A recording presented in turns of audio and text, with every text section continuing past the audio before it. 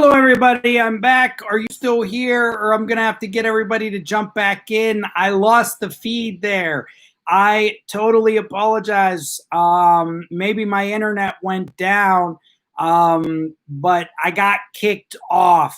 YouTube froze me, and without the live feed or anything going on with my audience, I was having a problem. Hey guys, I'm glad you're back.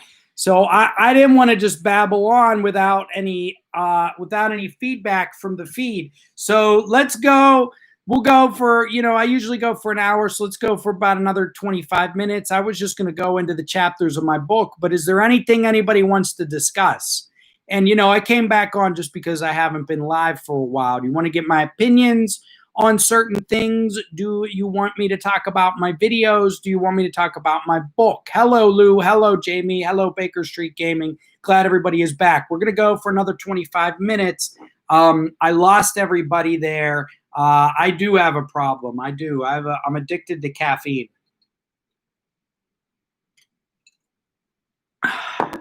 So, we are going to do the video, Chief. We are going to do the video.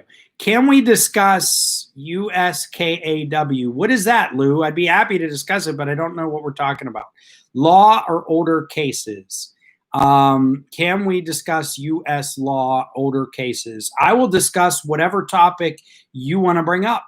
What if an auditor harassed Jeremy DeHafwit? Well, if that happened, Tom, the world of YouTube might explode. I mean, that would just be too incredible for that to happen. Hey, Baker Street Gaming, thank you very much for the pounds. $9.99. I'm trying. Your debates keep me laughing each time I watch them. You're welcome, sir. I try to make everybody laugh. I have three goals when I make a video. I want to be informative, and not every video meets all three of these goals, but I want to be informative. Okay. I want to be funny, and I want to be interesting. So every video that you watch of mine, I hope you get at least one of those. Not all videos will have all three. Some may just be informative. Some may just be funny. Some may just be interesting. If I can hit all three of those in one video, then that's what I'm going for. It's not going to be a home run every time. But I think I get at least two of them most of the time. I might make you laugh a couple of times and you find it interesting. And then some videos you watch and say, hey, I learned something I didn't know. Yeah, listen, if you get my book, do me a favor. One of the biggest things you can do, and I'm happy to, when more people have read the book, if you want to discuss it, you have certain things you want to bring up to me, bring them up on the live stream, leave me comments on my YouTube channel. I will get to them, talk about it on here. Send me emails. I try to respond to, I don't get to all my emails, but most of them, I get a lot of emails. Leave me a comment on Amazon. So you can rate the book up to 5 stars and leave a comment. That's one of the best things. After you buy the book, you read it, leave me a comment, please. That will help me get a natural search ranking, right? So when people go in to Amazon and they're looking for books on conspiracies or sovereign citizens or strange law, I want my book to come up. I want them to go into the search bar and boom, my book to come to the forefront. So in order for that to happen, I need Amazon reviews. Listen, I put that book up within like probably 5 hours of the book going live. Some dude left me a 1-star review. Okay, Colonel Kurtz or something. Some guy left a 1-star review, and it was obvious from his review that he didn't read the book. It was obvious from the review that he didn't read the book. And then get this, okay, get this. I left a comment. It was a nice comment. I said, I'm sorry that you feel that way. I hope you actually read the book before you left this comment. Okay, I put that comment up, and Amazon took it down. Amazon took my comment down, and I reported the comment as well. And I don't know, they haven't responded to me yet, but I think they're just going to leave it up there. It's a fake comment by a sovereign citizen. Like it's a fake comment. Like what the heck is going on? And then I left a response to it and they took it down. I can't even respond to a BS comment. If somebody actually read the book and they go in and they say, look, Joe, you're chapter 5. I didn't understand what you were talking about. Chapter 7 wasn't interesting at all. You made a couple of jokes that laid flat. I didn't like the book, 2 stars. Look, then I know that you read it. And yeah, that's just your opinion. Fine. I'm not gonna contest that. You read my book, you didn't like it. That's fine. I accept that. But to leave a negative comment without ever reading my book and I can't challenge that? What's going on? Crazy. So one of my brothers is an attorney. We've discussed soft sits a couple times. Yeah, buy him one, Tom. He'll like it. I tried to make the book like my videos. Listen to me. Interesting, informative, and funny. So I throw a little bit of comedy in there. I also just put some stuff in there that I think is interesting. And then a lot of it is informative, about the different histories and stuff like that. There's a same time sip in there. There's some fun pictures. So a little bit of everything for everybody. So they think it's a training manual. Well, that's the problem, Gary, is some of them will take it and then they'll work on their BS. Like they'll be able to read what I wrote and then they'll counter my arguments. So maybe they'll be getting a little sharper, though you can only sharpen a dull piece of wood so much, right? The Catnat, $10 super chat. Thank you very much. Thank you very much. I appreciate it. I'm glad you like my channel and that you watch. And I love your little cat emoji there. It made my day. How do you get the book? Lynn, go to any one of my videos, and my last 3 videos have the link. Have the link. We did chase that one guy off, Chief. We did. Thank you very much. But this dude, I know he didn't read my book, and the reason I know is because the comment was up before any human being even had time to read the book. Unless he downloaded the book 5 minutes after I put it on Amazon and spent the next 3 hours reading it, it was impossible that he read the book. That's why I reported it.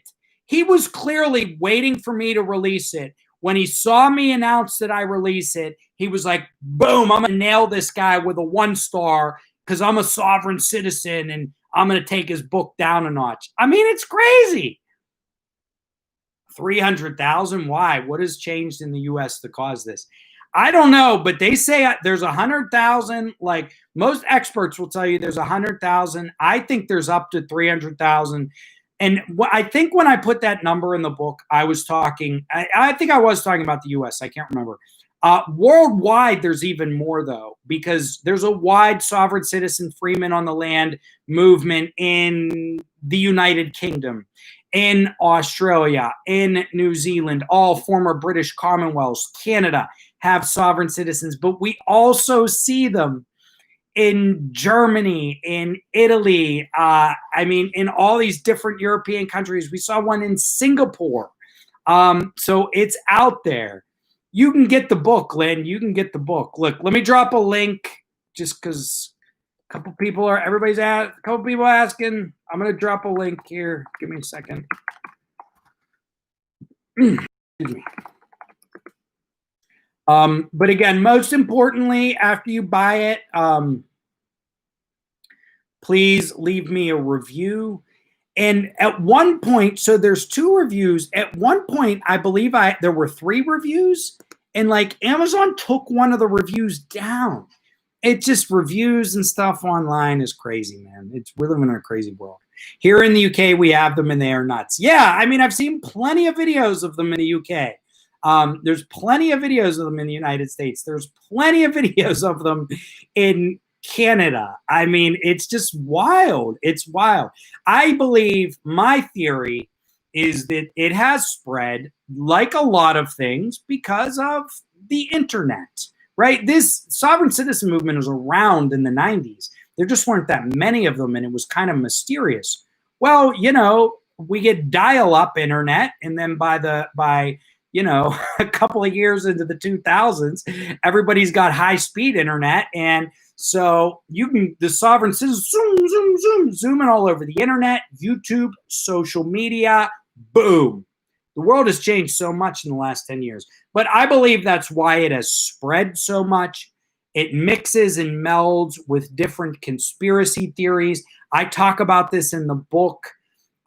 It's called syncretism. The Netherlands had sovereign citizens try to arrest a judge. Right. I haven't seen that one yet, actually, Giordano. I need to watch that one. There was a video, I watched a video of sovereign citizens in Norway. They seem to be pretty much every European country, every former British Commonwealth country, and then they even pop up in some strange places like Singapore, though that Singaporean sovereign citizen appeared to have training from Australia. Joe, I think the Sov Cit movement is the modern day version of psychics. Yeah, in a way they are. They're selling a bit of snake oil. That's why I call some of their language and the things that they do magic. They think they have magic knowledge. They think they have special information. And if they share that information with you, you become enlightened, right? Or it gives you certain powers, like you've broken through into an area beyond where regular citizens, where we live, okay? But it's total BS. Again, it can sound good. It can be enticing. If you have a little anti-government vein in you, like most of us do, it can suck you in. The catnat, there are sovereign citizens in Russia, though they're not sovereign citizens. So I watched one video, and perhaps you guys have seen more of them. I watched one video of a guy who was telling a police officer that the Soviet Union still existed. So that's their version. That's their conspiracy in Russia, is they say, oh, no, the Russia, whatever they call it now, like the Russian Federation or whatever, this, oh, no, this is not the government here in Russia. It is, in fact, the Soviet Union is still in effect. The Soviet Union.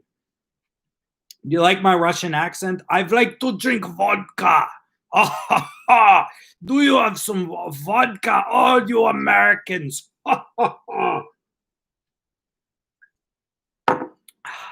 Comrade, come drink vodka with me. We be strong.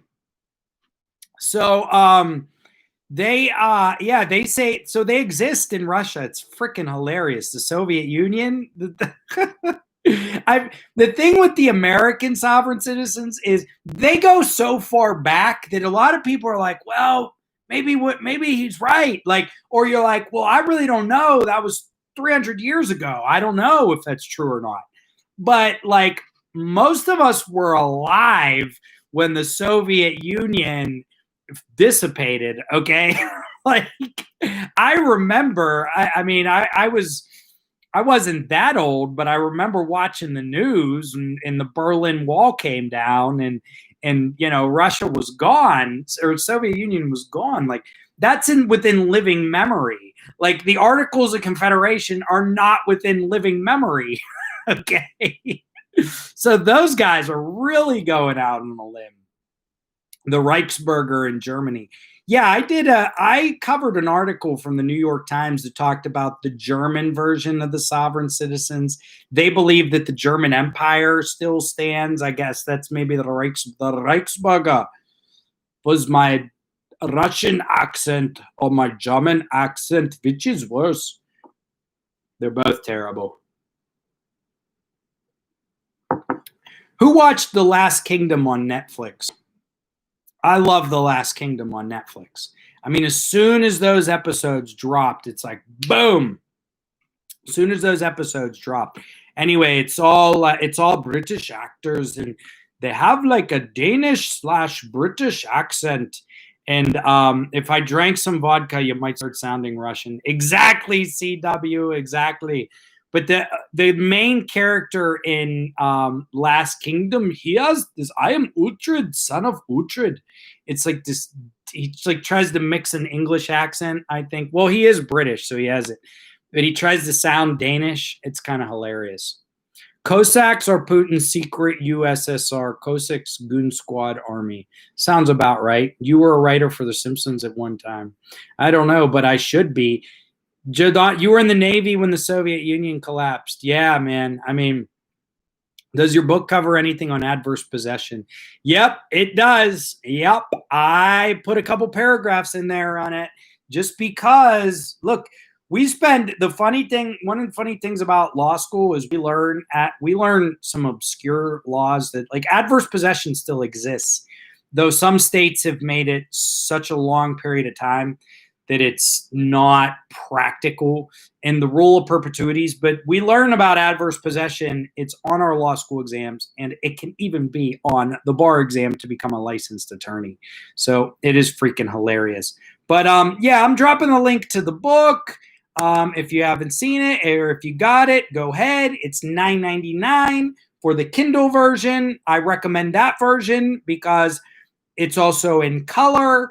That's really in, but there's also a paperback version if you prefer to have a physical book like this here, Black's Law Dictionary. Go ahead and get the black and white version. It's $14.99. I wish I could price it a little bit lower, but the cost to print it is semi-expensive. There is a color version that you can find if you actually want that one. But it's priced at $24.99 because if I price it any lower, I don't make any money off of it. And I don't want you to just give money to Amazon. So it's there if you want it. If you buy it at $25.99, $24.99, I'm still making some money off of it. And you get a very nice version of it. I'm not pushing that copy. Again, I say go for the Kindle if you have a Kindle, or go for the paperback. Those two are going to help me, support me. I make some money off of it, and you're still going to be happy with the product. I don't want you to spend $24.99 on like it's a book. It's about 100 pages, right? I mean, the average book is more pages than that. So, you know, don't do it. Don't do it. So thank you, Bullet. Thank you. I'm here. How are sales going? They're actually going pretty good. And I'm not like, I'm not hitting it out of the park, but I'm selling multiple copies every single day, and that's encouraging. And the reason I'm happy with that is because I'm selling multiple copies and I'm not ranking at all on Amazon. So people are being exposed to the book from my show. You guys are buying it. It's great. And once I get those 25 reviews, then it will rank organically and probably keep the momentum going. I don't have any outsized expectations off of this. It's nice to make a little bit of money on it because I put a lot of time into it. It was also a tremendous amount of fun. It's personally gratifying. I mean, it's cool to have written something. Here's what I'll tell you about being a lawyer is, so I'm 37 years old. And, you know, I was in the Air Force. I went to the Air Force and then I went to undergrad. And undergrad, what I took, I was a political science major. I had a minor in Japanese and a minor in Asian studies. Okay. And most political science courses can be writing heavy. So we had to submit multiple papers often per class, or our final grade would be based on a paper. And so I learned, but like I wrote those papers without really learning how to write, right? I never took a formal class on how to write. You know, nobody taught me how to write. So then I go to law school. I didn't go to law school. I was 28 years old when I started law school. And I didn't become a lawyer until I was 31. And in law school, they teach you how to write, but they teach you how to write like a lawyer. But it's a great way to learn how to write because you learn how to write logically, right? So you're not learning creative writing. You're not learning how to write for academics, though you sort of are, but you're learning how to write persuasively and logically. And so law school, you have to do a tremendous amount of writing. But then once you become a lawyer, you have to do writing. And you may spend, like, I wrote this book. It took me a couple of months to write the book. Okay. But I've spent weeks to months on writing legal briefs. So here's the funny thing about the book that I wrote. Like, I've written books before.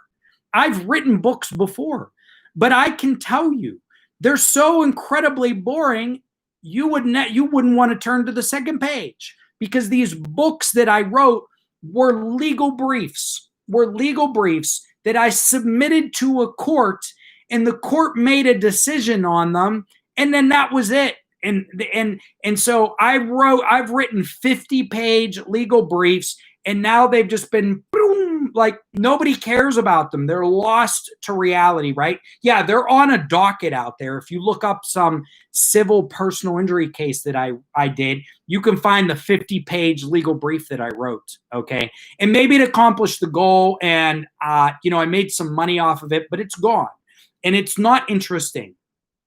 So I've always wanted to write a book. And especially after I wrote those briefs, I was like, I know I can write a book. I've written one before. I've spent months working on legal briefs. So why not put that energy into something that is more fun and that more people like you and me and anybody else watching my videos will actually enjoy, right? I've written a book before, but it was for one narrow purpose. I tried to convince a judge to go my way, and it may or may not have worked. Unless you write a brief that goes to the Supreme Court and then convinces a court to change the law, you might have written 100-page briefs. You have no idea how many books or 100-page briefs or more that attorneys have written that are just lost to history. Like, yeah, I'm proud of it, but it's not something I can sell to someone. It's not something I can share with people and we'll have fun talking about. So when I say this was my first time writing a book, it actually wasn't. I've written books before. They were just legal briefs, but they were the same length, the same amount of research. So I did this, and this was so much more fun. Okay. And now I'm sharing it with all of you, and that makes it even more fun. And I got to put cool pictures and artwork into it, right? And that makes it more fun. And like, I have family members who are excited about it, and they're going to read about sovereign citizens and be like, what the hell is my cousin or brother or son talking about here? But they're going to enjoy it. Whereas, at least a little bit. Whereas if I handed them a legal brief that was 45 pages or 60 pages long and took me 2 months to write, they would fall asleep by page 3. Thank you, everybody, for the congrats. Thank you very much. Thank you very much. You should see my shift notes and my patients. I write novels, right? And that's the funny thing is there's a lot of professions where people do a lot of writing, but it's only for a single purpose, right? Like a nurse or a doctor or whoever, they might write all this stuff. It's like you learn to channel that energy into other more creative ways. You can perhaps have more fun with it. You should put pictures and artwork in your legal briefs. Bob, I know, man. Dude, Bob, I am not kidding. You are right. And I use more creative language in my briefs than some attorneys probably would. And you actually can sort of put artwork in there. And what I mean by that is you can attach exhibits. So you attach exhibits to your brief. And if you do it in a creative way, your brief becomes more persuasive. And don't get me wrong, like the watchers should equal the likes. Hey, everybody, give me a like. Give me a like. I'm at 24. We got 42 watchers, only 24 likes with my second video tonight. In the kitchen, we do time and temperature for HACCP and writing recipes. I get what you mean by boredom. So, lawyers, that's a funny thing. Like, as a lawyer, like every lawyer, you may not actually believe this, but every lawyer has at least some competency in writing. Okay, because you cannot get through law school if you cannot write.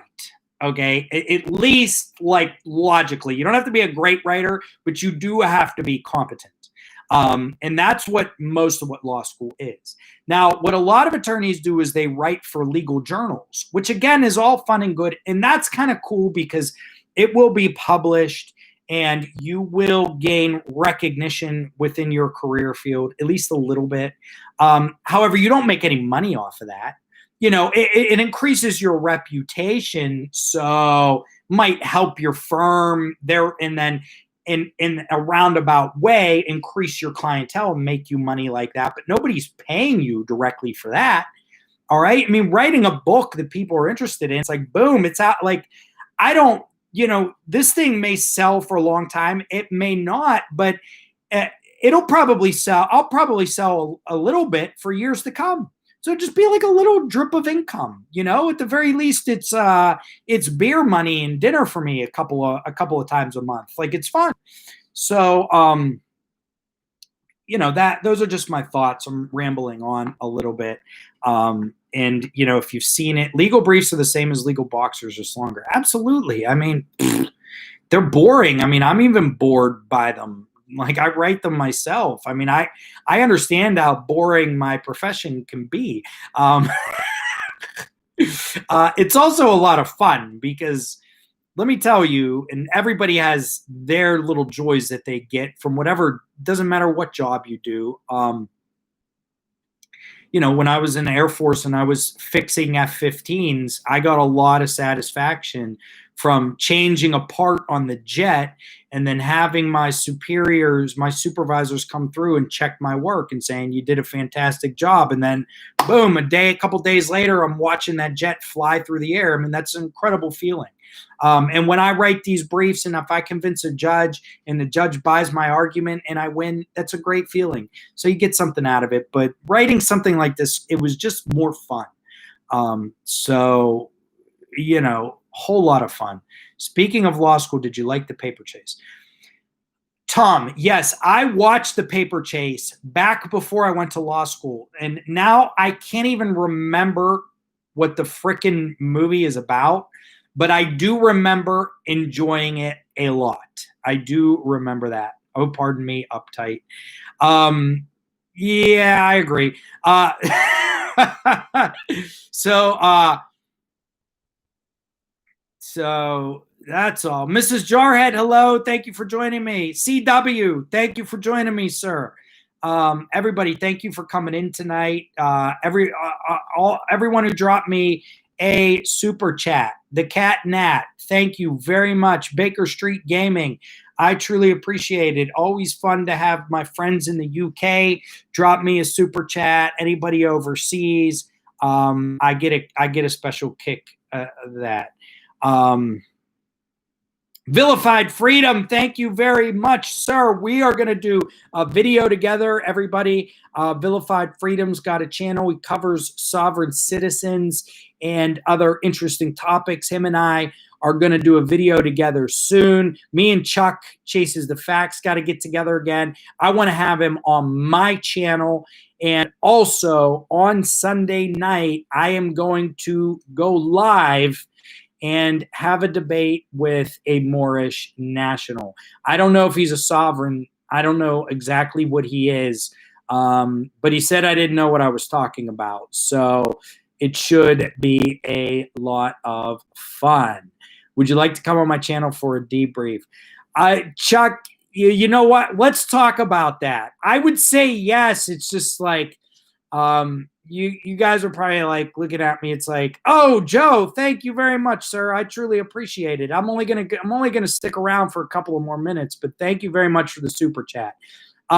Yeah, Chuck, we'll work something out for a debrief. It's like, guys, I go to bed, like, so I'm on East Coast time. You know, it's 9 o'clock now.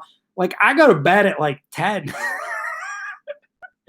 I'm like, even on the weekends and like Sunday nights, especially, I usually go to bed early because I got to work on Monday.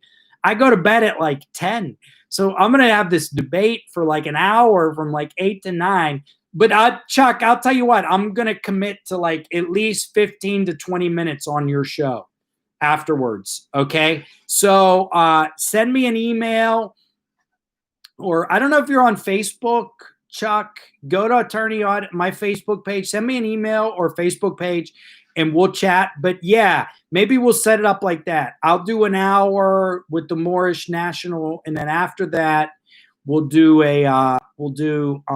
go on Chuck's show, and then me, Megan, and the Chief are going to do some sovereign citizen skits. That's what we're going to call them. We're all going to get together over here in the Midwest and in the Rust Belt of the USA, my favorite part of the country, Western Pennsylvania and Eastern Ohio. The Rust Belt, you guys know the nicknames for, the city of Pittsburgh has a couple of nicknames. Number one, the Steel City, right? Because we're legendary in the steel industry, the Steel City, the Steelers, the city of bridges. They say it has more bridges or almost as many bridges as Venice, because we have 3 rivers that meet at the point. We have a ton of bridges. And Vilify Freedom, you're Southern Ohio. Well, maybe you get together with me too. But my favorite name for Pittsburgh is the Rome of the Rust Belt. The Rome of the Rust Belt. You can take that one to the bank. The Rome of the Rust Belt. Take that one to the bank. There's the link for the book. Buffalo is a steel city too. Yeah, I mean, Rust Belt cities. We're talking Buffalo, New York, Rochester, New York, Erie, Pennsylvania, Pittsburgh, Pennsylvania, Cleveland, Ohio, Toledo, Ohio. I would even include cities in Michigan like Detroit, blue-collar industrial towns that really kind of, in a post-industrial world, have been hit hard. This Steel City too. The Rome of the Rust Belt. I'm telling you guys, look it up. The Rome of the Rust Belt. Thank you for the congratulations on the book, everyone. The guy who coined Rome of the Rust Belt has clearly never been to Rome. You're right, Mark. I've been to Rome, and let me tell you, Rome is nothing like Pittsburgh, okay? The only thing they have in common is that Pittsburgh has a decent amount of Italian people. Okay, there's a lot of Italians that live in Pittsburgh, but Pittsburgh is nothing like Rome, and Rome is nothing like Pittsburgh. Oh, CW with the shot at Cleveland, the armpit of America. I've been to Cleveland many times for Steeler games. We go up for a lot of Steeler games. We used to go every year to the Browns and Steelers and tailgate. And one time, my brother and my buddy jumped into Lake Erie, like right down by the stadium. I thought they were going to drown and die, man. It was crazy.